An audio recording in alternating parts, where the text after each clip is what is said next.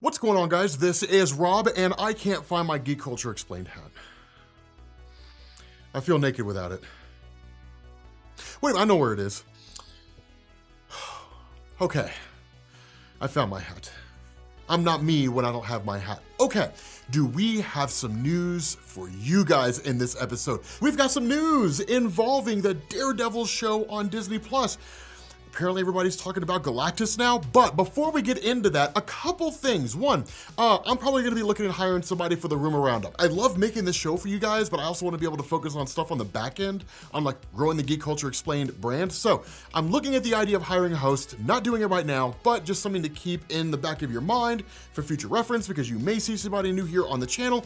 But for those of you guys who want to avoid spoilers for Venom 2, be sure to just kind of skip ahead in the little timestamp that we have, which will take you to the next little segment here. Having said that, as most of you guys know, with the post-credit scene on Venom, it's kind of huge, right? Venom is now in the Marvel Cinematic Universe. This is a big deal here.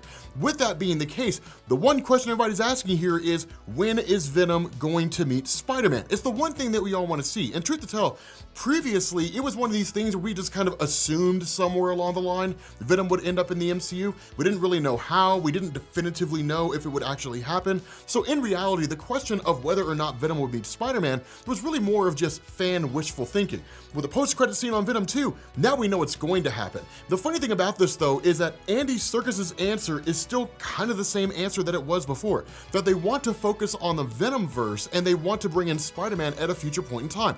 In reality, this is the smartest decision to make, because one of the big issues that Venom 2 stands to run into here is that its post-credit scene could actually overshadow the movie. That nobody talks about the plot of Venom 2, nobody talks about Carnage or anything like that. Instead, they focus on the post-credit scene.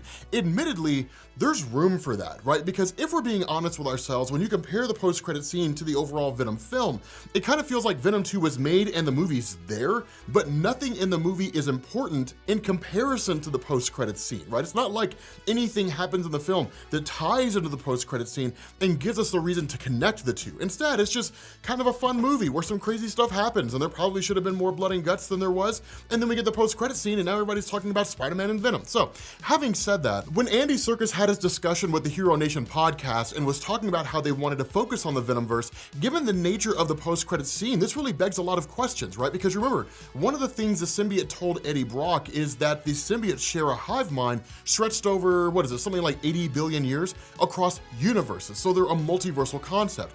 And for comic book fans who are familiar with the Venom mythos, this has given rise to a discussion about Null the symbiote god. Now, is Null the symbiote god too much to throw into a singular movie? Yes, right? The introduction of Null was more of a crossover. It involved a lot of stuff going on. Now, in all honesty, if they tried to invoke Null with regards to the larger symbiote mythos, they could do it by leaving out a bunch of things that led into it into the comics, right? The codices and all that kind of stuff, absolute carnage and so on and so forth, and just kind of go directly into it. For those of you guys who don't know who Null is, he's a recent creation during the Donny Cates run on Venom, and basically what it revealed to us is that the symbiotes are basically living darkness, right? If darkness could take a physical form, they'd be called the living abyss, and Null basically created them as a means to expand his sphere of influence across really the whole multiverse, as well as destroy the Celestials. The reason being is because Null existed really before anything existed. He existed in what was called the void of emptiness. And the idea here is that once the Celestials kind of entered into this void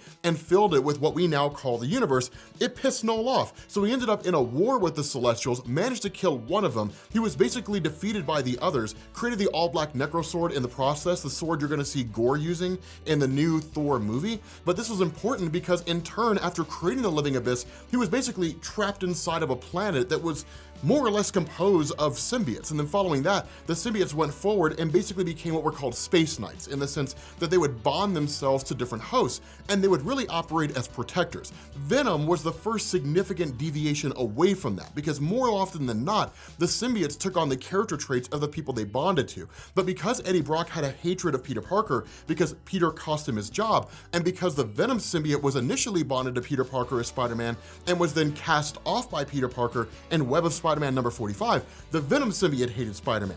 And so basically in that shared hatred, when Eddie and Venom bonded to each other, they actually deviated away from what the symbiotes are normally supposed to be and really became the first kind of villainous symbiote that we're aware of in Marvel Comics. That's really the real important thing about the character of Venom. Having said that, the idea of introducing Null in the Venomverse, essentially, as the person who's responsible for having created the symbiotes, this could be done in a wide array of different forms. Would he be on the same level of power as Null that we're familiar with in the comics? Probably not. If anything, his role as being the creator of the symbiotes would be more ceremonial than anything else, right? Kind of the father of the symbiotes, and that would basically be it. Whether it was done through technological means or just sheer reality warping powers, which is what Null was able to do, we won't really know. But it is a cool concept, and I do love the idea of what Sony's doing here, and especially the way that Andy Serkis explained it, and simply saying that yes, Spider-Man's there, yes, Spider-Man and Venom are going to meet, but what they don't want to do is take away from what could be a very compelling arc involving Tom Hardy and the Venom symbiote and simply just give us Spider-Man. Because we all know, once that threshold gets crossed, once Spider-Man meets Venom, unless they do something phenomenal with the character of Venom following that, throwing him on the new Avengers or something like that, he's gonna be one of those characters just gonna kind of fall to the wayside because we're gonna get what we wanted, which was Spider-Man meeting Venom. A lot of people wanna see Spider-Man get the Venom symbiote, which would be even cooler, but still, you know, it's smart that they're biding their time there. It's smart that they recognize, yes, people wanna see Spider-Man and Venom meet, so let's kind of drag that out a little bit and just kind of give them some cool stories so they can kind of build up the anticipation to that particular thing. But as we normally do here, kind of deviating away from comic book movies and all that kind of stuff for a second, let's talk about video games and what may turn out to be one of the most controversial moves that's happened in recent years. So those of you guys who are big in the video game community, specifically Metal Gear Solid, Silent Hill, you guys know those games are released by Konami. And there was a very public parting between Konami and Hideo Kojima, which a lot of people saw that as just kind of like, okay, so like, basically Konami's dead. And the reason why is because while Konami had released games outside of the Metal Gear franchise with Hideo Kojima, and even looking at Silent Hill, different things like that, truth to tell, Metal Gear Solid was the bread and butter of Konami, right? Anytime that game was announced, people flocked to the stores to buy it, and they bought it in droves. Now, in reality, while Hideo Kojima does have a fan base, I kind of feel in a lot of ways their fan base is louder and they seem bigger than they actually are. But the important thing to take away from that is his fan base was hardcore. And so when Hideo Kojima left, a lot of his fans went with him. Now, in an effort to keep the Metal Gear Solid franchise alive, Konami, against any logic or reason, gave us a game called Metal Gear Survivor, which everyone hated. They despised that game, and it was bad. Rightfully so, it was bad. It was a Metal Gear zombie game, and it's every bit as terrible as you think it is, right? It might even be worse than you imagine it being. The reason why I run over this kind of brief history between Konami and Hideo Kojima is because according to Video Game Chronicles, there have been sources that have come out of Konami that are remaining anonymous because they don't really have the authority to speak publicly on these things, but seem to have knowledge about these things. What Konami seems to be doing following the restructuring of their video game development division earlier this year is they are looking to basically either remaster or totally remake a lot of these video game franchises that they own. Metal Gear Solid, Silent Hill. And truth to tell, I feel like this is going to be highly divisive. A lot of people look at the entire Metal Gear Solid franchise as being as successful as it was because Hideo Kojima was the one who developed it. And seeing Konami go back and basically outsource the redevelopment, remaster, or whatever it is of this game is really going to be something that a lot of Hideo Kojima fans are going to take as being offensive. Now, at the moment, it looks like all we're getting is remasters of Metal Gear Solid for the PlayStation and Metal Gear Solid 2 for the PlayStation 2. Of course, we'll probably end up getting remasters of other games if they even really need them. Snake Eater, I imagine, could get a remaster as well, just kind of updated for next-gen graphics on next-gen consoles. But all this seems to lead into a bigger Metal Gear project. The big question to ask here is, will anybody be receptive to it? Because Metal Gear goes hand in hand with Hideo Kojima. And if he's not the one writing the story, he's not the one basically spearheading the entire project, will it have the same kind of significance and the same kind of impact? Because every bit of news that we've seen about this, and even these individuals coming out anonymously, there has been nothing to say that Hideo Kojima will have any involvement with this whatsoever. And given the very public and the huge kind of fallout between Hideo Kojima and Konami, it doesn't look like he ever will, right? It doesn't look like he's gonna have any real big involvement there. And as far as I'm aware, Kojima's currently working on a sequel to Death Stranding, which, whether or not you enjoy that game is really outside the discussion of this video. But I am curious to see what your all's take is on this. Do you guys think it's okay for Konami to go back and remaster or remake these games that they basically own, even though they were pioneered and made as successful as they were by somebody else? Or do you guys not like the idea? Does it kind of piss you off? Do you think it won't necessarily be as good as the original versions? Let me know what you guys think. With remasters, not necessarily as bad. You're basically taking the original source material and just updating it for modern consoles. With remakes, this is a whole different beast. So let me know what you guys think down in the comments section. But for those of you guys out there who are Nickelodeon and Avatar fans, although I don't know how you're an Avatar fan but not a Nickelodeon fan because Avatar was made by Nickelodeon, we got the release of the final character for the Nickelodeon All-Star Brawl, which is Toph from Avatar: The Last Airbender. Truth to tell, I'm happy about this, but I'm sad about it at the same time. Personally, I loved Toph. Toph was amazing, right? She was just a hoss. Like, there was this TikTok video I saw where they were talking about when she metal bended for the first time in combat. Like, you guys remember that in like the final episode when like they're all basically invading like the Fire Nation blimps, essentially they're like torching the forest and everything. And Toph goes running up in there, blasts the door off his hinges, and then bonds the door to herself as like a metal suit. And somebody was like, here's this little girl, this 12-year-old girl who comes busting into this place and basically metal bends, something that's never been done before, and puts the fear of God in these guys. And they were like, that's the dedication of the firebenders, because even then, they're still fighting. There's literally nothing they can do. By the time you got to Legend of Korra, you didn't really see much of Toph, but dude, it was kind of cool. It was amazing. Like, I was talking to Mirage, and I was like, how come nobody picks fights with Toph? She's like, because they're smart. She's like, Toph is a monster by the time you get to Legend of Korra. Like, she built a whole city, right? So I am excited to see Toph. The funny thing is, I wish I would have seen Zuko. Having said that, we know there's gonna be DLC characters. If I'm being honest with you guys, Nickelodeon's gonna release Zuko as a DLC. You're gonna have to pay for that shit, which is kind of smart because people will pay money to see Zuko in Nickelodeon's All-Star Brawl. The question you have to ask here is this going to be Zuko who has presumably mastered the ability to bend lightning by the time you got into Legend of Korra? I don't think it's ever really confirmed whether he did or not. He was able to basically deflect lightning, right, to like redirect lightning in Avatar: The Last Airbender, but we don't know if he actually mastered. At least I'm not aware that he actually mastered. You guys might know better than I do. But the important thing here is, are we gonna see that version of Zuko, or are we gonna see Zuko as we saw him at the end of Avatar: The Last Airbender? Because in truth, I think that was the height of his popularity. And I think that if they're gonna give us Zuko in All-Star Brawl, they're gonna give us the most popular version of the character, right? They're not gonna give us the one nobody wants.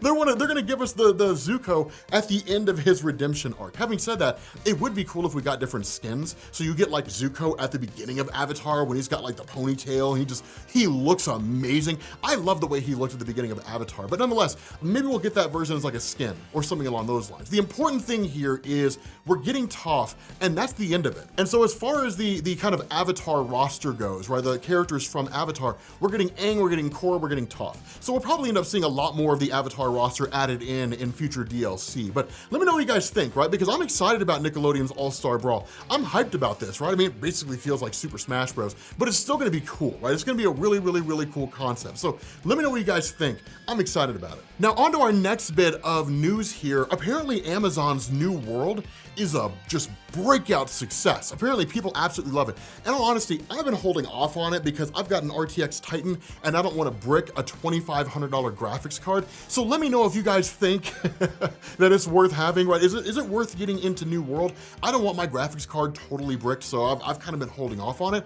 But I know some of you guys have probably been playing it. Is it a game worth getting into? Is it a fun game? I might just watch some YouTube videos on it. I mean, I already have it. It did look cool, but at the same time, there's a difference between a game looking cool and a game being cool. A really good example of that is Overkill's The Walking Dead. The trailers looked cool. The game was ass. So let me know what you guys think. Is Amazon's new world worth getting into? But moving back into our discussions on the Marvel Cinematic Universe, there's a lot of stuff to kind of unpack here, right? So first things first, we get 11 deleted scenes from Shang-Chi with the release of the Blu-ray. Now, before you guys start freaking out, they don't really look like they're all that significant. It looks like more character development, especially involving Razor Fist, than anybody else, but it's not like there was a deleted scene where they have a reference to Iron Man, right? Or where like Captain America shows up at some point in time, which really kind of makes sense. The movie was designed to basically be isolated. It is an origin film, and so the deleted scenes really seem to belong more to the individual characters themselves. Having said that, if what you were looking for in the movie was more character development, more relation and interpersonal development among the characters in the Shang-Chi film, then you will definitely see that in the deleted scenes, which might be right up your alley. But moving on to our next little discussion here, again, that's not a great big huge talking point. Let's talk about Daredevil Season 4/Echo Season 1. So Echo, for those of you guys who don't know, is a new series being launched by Disney+. And one of the big things that a lot of people have kind of seen as far as rumors go is that Daredevil's getting a Season 4. It is, but it kind of isn't. So what it looks like they're getting here, according to Daniel Richtman, who's a well-known leaker that a lot of you guys probably know about, is they're taking what would be the cast of Daredevil and they're initially putting them into the Echo show, which seems like it's going to springboard into a new Daredevil season. Now, in truth, this is a smart reason, but not for the reason you think. So the smart decision here is to put these characters in Echo because, in all honesty, Echo's a new IP, right? It's a wholly new character that we've never seen before with Disney+. And I think the smart decision here comes in the fact that if the first episode isn't enough to catch people, right? Because we saw that with WandaVision. If the first episode or even the second episode doesn't catch people, they leave, right? Now, a lot of those folks who left at the beginning of WandaVision were kicking themselves by the time we got to the end because they had to play catch up and they were left out on just all the awesome moments that happened over the course of that show. So if you're one of those people, I don't know what to tell you. Sucks to be you. But if Echo doesn't really latch people in and doesn't bring them in the first episode, the cast of Daredevil likely will. So it'll be able to kind of keep people on long enough to sort of get them invested in the character of Echo, hopefully, but it also basically tells us these folks exist in the MCU, which is really the big question a lot of people have been asking since the Netflix shows are no longer part of the Marvel Cinematic Universe. I mean, you really kind of have to ask the question, when Jeff Lowe was running the whole thing, was it ever part of the Marvel Cinematic Universe, right? Because they kept referring to the Hulk as the big green guy, and they kept calling the invasion of New York the Event, just these stupid names, and we all basically knew what they were. But then, like, as time progressed, and then once Netflix series were canceled, then it was like, is it even part of the MCU anymore? And then Feige was like, not really. So like the fact these characters are coming back basically says, yeah, man, Charlie Cox is part of the MCU. John Bernthal's Punisher, who's slated to get his own series on Disney+, is part of the MCU. It's cool to see that they're all coming back, right? They're name draws. We've been looking forward to them for quite some time. So seeing how they're introduced in the Echo show will give us a very good indication of what the new season of Daredevil will look like. Now, I use the phrase Daredevil Season 4 just as a placeholder here because, in all honesty, I doubt it would be a Season 4. If anything, it would probably be a relaunch, even though we're seeing characters from the Daredevil series carried over. John Bernthal's Punisher, who appeared in Daredevil Season 2, which was, in truth, the best season of Daredevil, and I don't care what anybody says, but the fact that his character appeared there and is coming over, it could just be a continuation, right? Maybe it'll be Daredevil Season 4, maybe it'll just be The Daredevil, and that's all they're gonna call it. Who knows? But regardless, we are getting those characters in the Marvel Cinematic Universe, according to Richtman, and he really hasn't been wrong all that often. So I'm inclined to believe this guy. But moving on to our final talking point here, and this is a big one. What if Episode 8, as you guys know, focus on Ultron basically getting the Infinity Gauntlet and then just wreaking havoc, eventually getting into this great big huge fight with the Watcher that actually saw Ultron consuming what was initially a world and then eventually an entire galaxy. Now, this has spurred a massive conversation on social media among people who were talking about the practicality of introducing someone like Galactus into the MCU. And the stance people are taking is, if ever there were a time for it to make sense, it's now. And the reason why is because Galactus, even though we've seen a lot of crazy things, the Infinity Gauntlet, Thanos blinking out half the life in the universe, altering reality when Drax the Destroyer and all those guys went to go meet the Collector and it looked like everything was fine and then it turned out everything was destroyed. We've seen some cool stuff. Seeing a guy that's 2,000 feet tall, standing on Earth, assembling a machine and then consuming it, even then seems a little wild. But everything the Marvel Cinematic Universe is doing really seems to be going towards the idea of making that something that would make sense. I mean, in Eternals, we're getting Celestials, and those guys are enormous, right? Those guys are absolutely huge. So seeing these giant kind of space gods exist, having these beings that are just so astronomically huge that will likely be able to alter their size, right? So as we'll see them in relation to the Eternals, may not even be the true size that we actually see them as, right? Like when you go into the movie, their head is the size of the Earth. I mean, what was it? There was that poster that was out there. Like literally in that poster, I want to say that like the Earth was the size of like their eyeball, right? They were just colossal in scale. Whether or not we'll actually see them that big, I don't really know. But the cool thing here is that all this stuff that we're getting, the Celestials, this depiction of Ultron being so big that his head could consume a galaxy, all seems to be going towards this idea of like lending credence to Galactus so that when we see a giant guy in a purple suit with what looks like horns coming out of his head, people aren't gonna be like, this is just getting ridiculous. They're gonna be like, yeah, Galactus.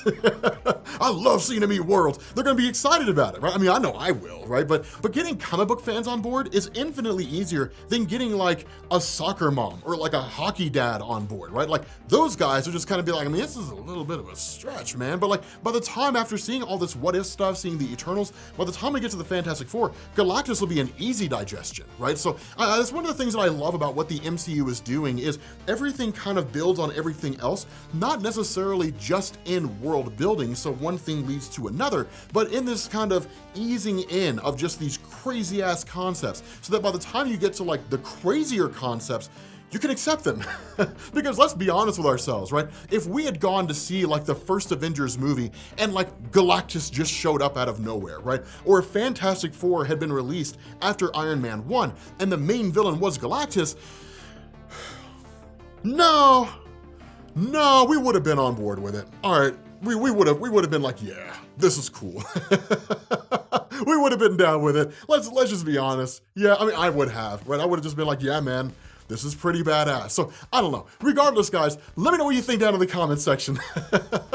Are you excited to see Galactus in the MCU? I know I am, because as we know, it's only a matter of time. He's coming, right? Galactus is coming. There's no way that the MCU starts with Iron Man 1, ends with whatever movie they make, and we never see Galactus along the way, right? And I can bet you bottom dollar, he's not gonna be some giant cloud. With that being said, guys, we're gonna bring this to an end. Thank you guys for watching, and I will catch you all later. Peace.